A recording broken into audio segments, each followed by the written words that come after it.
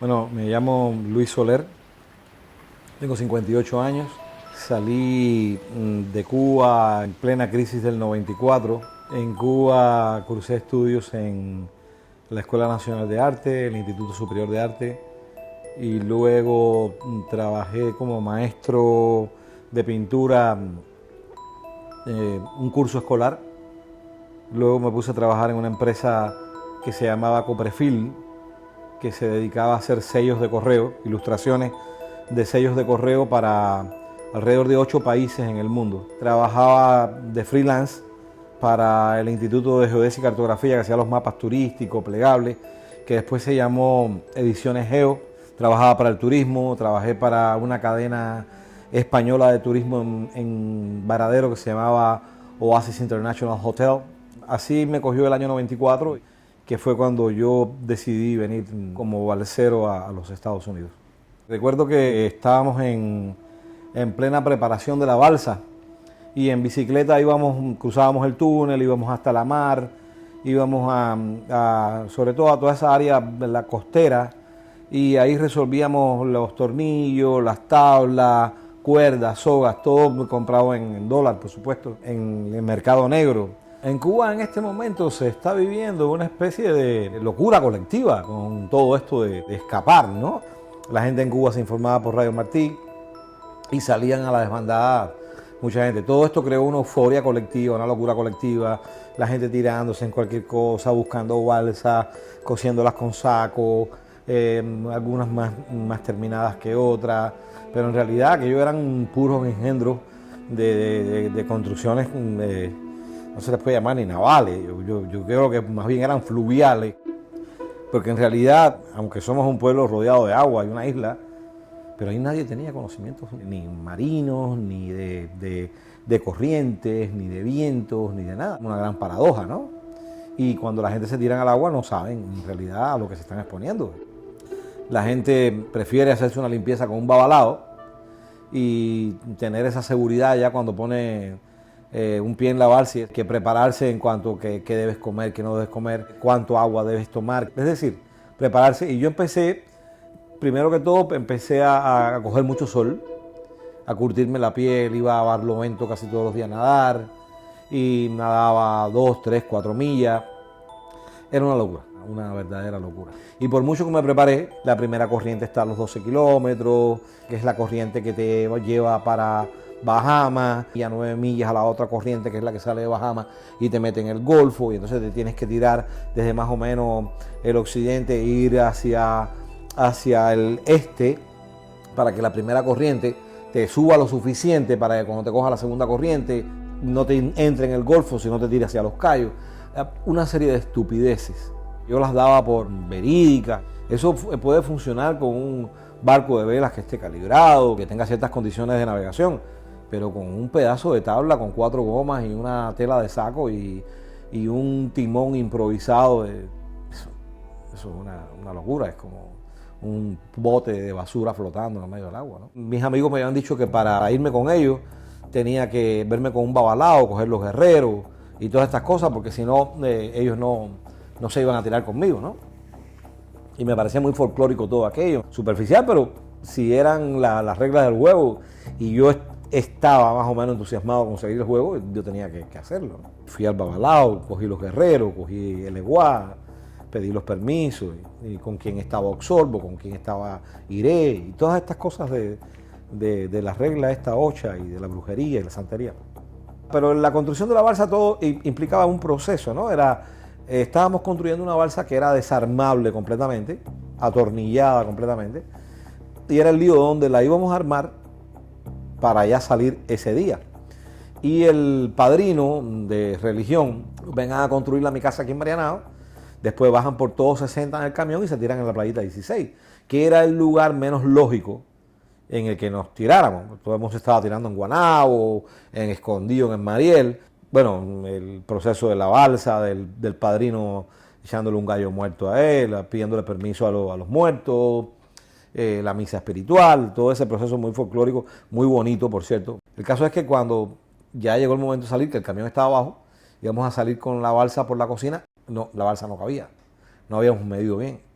y el hombre cogió una mandarria y a martillazos derrumbó la cocina de su casa. Habíamos decidido salir un lunes a las 9 de la noche porque estaban poniendo una novela brasileña que todo el mundo veía, hasta la policía. Yo venía con 3 personas, son gente de barrio, gente que lo mismo te daba un machetazo, que te picaban la cara, o que daban la vida por ti, o que te matan. Bueno, nos paramos en Quinta Avenida y 60, pero ahí había una garita de una embajada, y el policía saca la cabeza y toda la balsa se salía por la parte de atrás del carro. Hace así, vemos que coge el teléfono. Luis, el que iba conmigo, veo que saca una navaja y la tiene aquí, y yo le digo en el oído, ¿y ahora qué? Dice, si este se echa para atrás, le corto la garganta. Pero el señor siguió. Cuando estábamos doblando por primera, sentimos las sirenas de la policía. Nunca supimos si era por nosotros o no, pero estaban en una esquina de la playita 16 las novias, las mujeres, que sabían que nos íbamos a ir por ahí, y ahí estaban esperando para despedirse. Y ya cuando vamos entrando a la playita 16, vienen dos milicianos, 2 policías hacia nosotros. Y Luis volvió a apretar con el puño la navaja, y yo dije, se jodió esto. Los policías llegan y nos dicen, no caben 2 más. Y le dijimos, no, está diseñada para 4 el peso. Y dice, pues entonces no importa, vamos a ayudarlo a tirarla. Y cargaron la balsa junto con nosotros y la pusieron en el mar. Y cuando yo me voy a montar en la balsa, yo tuve un último pensamiento, decir, ¿y yo qué estoy haciendo, no? Estoy tan loco como para montarme en esta balsa e irme.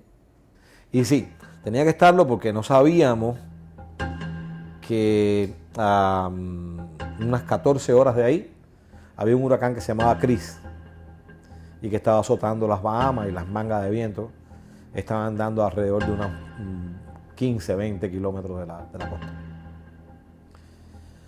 Y nada, ahí empezamos a remar. A las 9 de la noche, en silencio, remando, vimos una Griffin, un guardacosta cubano pasar, no nos vio, o se hizo el de la vista gorda, o estaban viendo la novela. Y remamos toda la noche. Recuerdo que este mismo hombre que es capaz de matar y cortar una garganta, ¿no? Apenas se montó en la balsa empezó a vomitar. Y se quitaba el vómito con la mano, lo tiraba y seguía remando. Y toda la noche, toda esa primera noche, nos las pasamos remando. Y era increíble, la costa la veíamos ahí todavía. Ese día amaneció una bruma tremenda, y cuando miramos veíamos la costa todavía, pero ya comenzamos a ver un mar más agitado, mucho más picado, y aquella balsa empezó a golpear contra la ola. Así navegamos todo el día sin subir la vela porque había mucho viento. Ya al mediodía estaba todo nublado, ya no veíamos la costa. No era de noche todavía, vimos pasar un yate de turistas y nos dijo adiós así con mucha indiferencia. Esa fue la última vez que vimos gente en esa travesía, ¿no? Ya después empezó un aguacero, y aquellas olas a subir, al punto que esa noche del martes yo le calculo unos de 10 a 15 metros de alto. Y la balsa aquella subía y bajaba y en caída libre, y se daba. Y subía, y entonces nosotros amarrados a la balsa toda la noche. Llevábamos 2 noches sin dormir. Tomábamos sorbos de agua, de galones de agua que teníamos, de alimentos, galletas con dulce de guayaba, leche condensada. En realidad esos 2 días casi no comimos nada. Bueno, todos los orillas en cada mochila de uno de nosotros, ¿no? El martes a las 6 de la mañana, con aquellas olas enormes y aquella lluvia, aquellos rayos, aquellos truenos, era una tempestad que no te la puedo describir, ¿no? A las 6 de la mañana ya estaba aclarando, sentimos que una goma estaba pinchada y como el aire se iba. La balsa estaba construida tenía mucho hierro, de manera que si una de las gomas se pinchaba, la balsa se desbalanceaba por completamente y se viraba. Y eso fue lo que pasó. La balsa se viró, quedamos en el agua todo el mundo. La balsa se comenzó a hundir, a hundir, y nosotros nos quedamos flotando sobre olas de 10, 15 metros. Y como a los 3 minutos salió una goma, y como a los 4 o 5 minutos salió la otra. Nadamos hacia ella, Luis y Raciel, que eran los más altos y corpulentos, cogieron la goma que estaba más grande, más inflada, y el chino y yo la goma más mediana. Nos metimos 2 en cada goma y los otros 2 en la otra, agarrados así de la goma, y decidimos cogernos con una correa. Pero no tenemos agua ni nada, y entonces de pronto yo diviso como a 30 metros en la descoordinación de las olas uno de los galones de agua que estaba flotando. Me tiro, esta gente empieza a gritar, los amigos míos empiezan a gritar, no, estás loco, te van a llevar las olas. Yo me tiro y yo sabía que si yo no cogía esa agua, nosotros moríamos. Y fui nadando y a duras penas regresé. Tuve un momento de mucho pánico de haber perdido la balsa, porque me daba vueltas yo mismo, pero sentía los gritos, me ubicaba por los gritos, pero no veía. Hasta que la vi, entonces me tiraron una de las sogas, me agarré de la soga, me jalaron y muy extenuado, y me abrazaron y me besaron. Y bueno, y así estuvimos a la deriva 2 días, con todos los brazos quemados. El sol del día era abrasador, el frío de la noche era hasta los tuétanos, te llegaba el frío. Las gomas subían y bajaban ahí. A veces las olas bajaban a 5 o 6 metros, otras veces volvían a subir, la tempestad no se iba, habíamos perdido la brújula, no se veían estrellas por ningún lugar. Por eso te digo que es un disparate total creer que uno va preparado, ¿no? Ya amanece el jueves con olas de 1 metro, 2 metros, pero ya estábamos muy mal, ya estábamos muy abrazados, estábamos muy extenuados porque todo ese subir y bajar, llevábamos casi 4 días sin dormir. Ya cuando están amainando las olas, Raciel, que está en la otra goma, da un grito. Dice, ¡ay, algo me picó aquí! Y hace así y tiene como una manchita de sangre. Dice, ¿qué será? Y vemos que estamos rodeados de una mancha de cojinúas y toritos. En una boca pequeña, pero dientes muy agudos. Yo tenía en esta pierna una serie de operaciones de un accidente que tuve en Cuba. Teníamos las yemas de los dedos, los pies muy suavecitas, muy blanditas, llenas de estrías. Yo tenía los labios todos rajados, todo cuarteado. La nariz me sangraba. Esta parte de las orejas se te abre. Aquí, toda esta parte de los ojos de aquí también se te corta. Las líneas de las manos, cuando las tienes mucho tiempo cerradas y las vuelves a abrir, se te abren, la carne se te abre. Y empezamos a decir que los peces nos empiezan a picar por todos lados, ¿no? Estábamos desesperados porque tratábamos de subir los pies para arriba para descansar. Entonces uno los subía mientras otros los mantenía abajo. Y hay un momento en que yo empiezo a sentir que tengo fiebre y que tengo un fuerte dolor en los ganglios. Los peces empiezan a ir ya como a eso de las 3, 4 de la tarde, ¿no?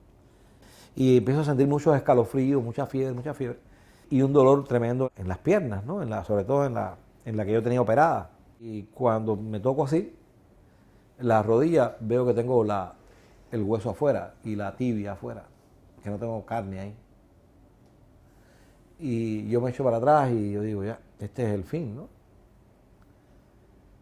Y entonces sigo tocando más abajo y veo que toda mi piel está así para abajo. Entonces la recojo, me la pongo muy disimuladamente, con una bandana que yo traía, me la amarro, y un paquetico de Advil que también tenía, me tomo ya estaba hecho pasta, pero yo no digo nada porque si yo digo algo, mi vida corría peligro, ¿no? Ellos no me hubieran permitido, por un problema de supervivencia, dejarme en la balsa. Porque todo ese plasma y esa sangre estuvo atrayendo los tiburones todo el tiempo. Ya el mar estaba bastante en calma. En uno de esos desmayos que tuve, porque el chino le decía, oye, este tiene tremenda fiebre, y entonces Luis le decía, eso no es nada, eso es que tiene pendejitis, o eso es que tiene catarro. Pero yo en realidad sabía que me estaba muriendo. Y hay un momento en que yo me estoy ya dejando caer por la balsa para abajo, y el chino me agarra por los pelos y por el hombro y me saca, y me dice, a este hay que amarrarlo porque se está dejando ir. Y me amarran con unas sogas aquí. Ya yo no podía más, yo estaba más muerto que vivo. Yo tenía una septicemia ya en este momento. Los dolores en el pie eran desesperantes y yo no podía decir nada. Y la noche anterior oíamos ladridos de perro y como voces que decían, ¡ey, ya! Y entonces nos miramos y alucinaciones colectivas no hay. Entonces, ¿tú oíste eso? Sí, oí. Pero un perro. Y entonces gritábamos, ¡ah! ¿Hay alguien? Nada. Y volvíamos a oír perro. Y un niño. No nos explicábamos. Y nos preguntábamos si habíamos oído lo mismo. Y dice, sí. Entonces al otro día, un puntico así a lo lejos. Y yo digo, ¿será una alucinación mía? Y yo no digo nada, no. Pero veo que va para allá, que va para acá. Y ya cuando yo estoy seguro que es un helicóptero, yo le hago hacia el chino. Un helicóptero. Y yo, diciendo un helicóptero, ya yo me desmayo ya otra vez. Y el helicóptero se demoraba en llegar. Y ellos con las camisas. Bueno, el helicóptero llegó, era un helicóptero rojo del Coast Guard americano, se paró a una distancia como de 3, 4 metros de nosotros y están bien. Entonces el chino le dijo, no, este se está muriendo. Y dice, espere, nos tiran un paquete que le cae a Raciel aquí en el pecho y dice, quédense en la balsa, en español, quédense, no salgan de la balsa, con el ruido, con todo. Y mi psicosis ahí, yo estaba metido en ya la sangre muy envenenada, tenía mucha infección. Abren el paquete y hay dos tubos de acrílico, de esos que cuando los rompes son lumínicos. Hay un papel metálico autoadhesivo con unas cerdas metálicas y una carta. Y la carta yo me la aprendí de memoria, decía, ustedes han sido detectados por los guardacostas norteamericanos. Hay un buque madre en camino a ustedes recogiendo balseros en la travesía. Este paquete contiene 2 luces que deben ser activadas cuando vean el barco y un papel autoadhesivo metálico que debe ser pegado en la punta de un remo o en su ausencia en la muñeca de la mano y debe ser levantada cuando vean el buque para que el radar capte la señal.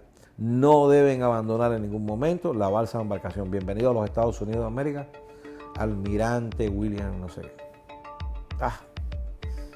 Que no empezaron a dar gritos y a decir abajo Fidel y muérete Raúl, todo, ¿qué no dijeron ahí?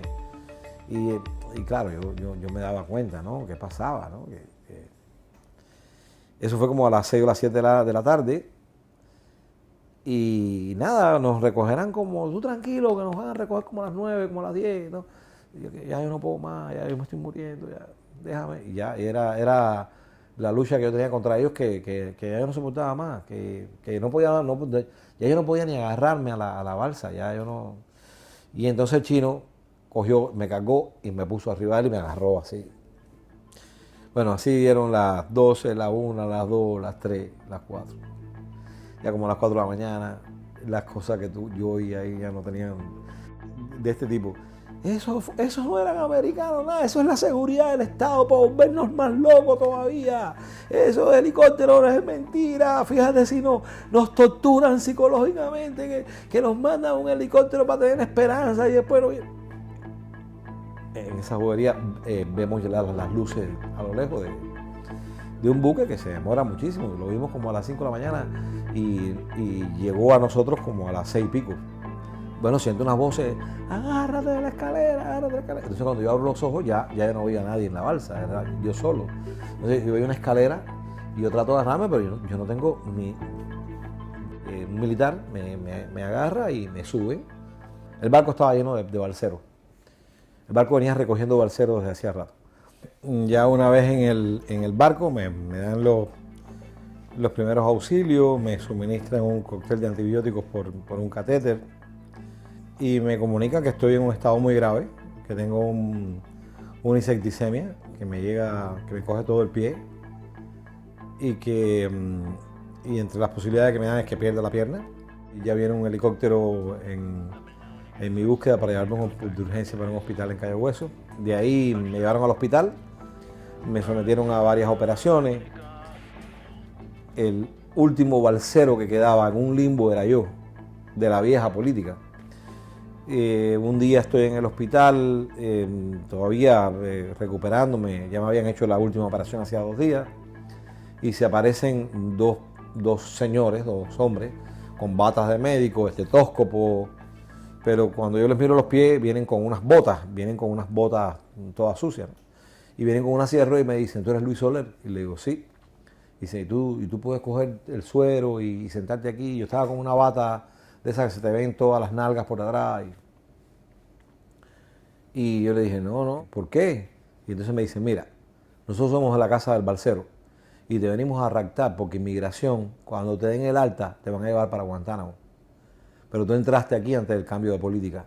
Me raptan del hospital, me montan en un van donde ya está Marilis Llano, una reportera, me llevan para la Casa del Balsero y me cierran ahí. A las 2 horas llega inmigración. Y entonces Arturo Cobo llama a los canales de televisión, llama al New York Times, llama a Univision, llama a Telemundo, llama a todo el mundo. Y vienen periodistas de todos lados de Estados Unidos a ver el último balsero de la vieja política de Clinton. En el brazalete que tengo dice que yo entré tal día al hospital, que me llamo tal, y ese brazalete es el que enfocan como prueba de que yo entré antes y que no se me debía aplicar la nueva ley. Al otro día vino inmigración, me procesaron legalmente, gracias a todos esos reportajes que me hicieron. Un tío mío que vive en West Palm Beach se enteró por medio de las noticias y ahí me encontré a todos los amigos, a Juansi, a Pintores Payares, Glexis Novoa. Así se enteró mi mamá en Cuba. Y gracias a este señor, la labor tan encomiosa de Arturo Cobo, ¿no? Que tiene esa casa llena de stickers, de papelitos amarillos con las personas que han desaparecido. Y son paredes y más paredes y más paredes con nombres y nombres y nombres y nombres de cubanos tragados en ese estrecho de la Florida. Por medio de los periódicos conseguí trabajo. Hoy día trabajo oficialmente en el gobierno del Doral. Soy el news producer del gobierno. Tengo un niño de 7 años. A mi hija y a mi madre las traje en el 2000. Vivo en el único país posible, que es un país que se llama Miami. Lo bueno que tiene es lo cerca que está de Estados Unidos. Y de aquí no hay quien me mueva. Esta es mi patria, esta es mi tierra. Yo, desafortunadamente, cada día estoy más lejos de sentir a Cuba como mi patria. Esa es la verdad. Tum pam pam tum pam tum patum.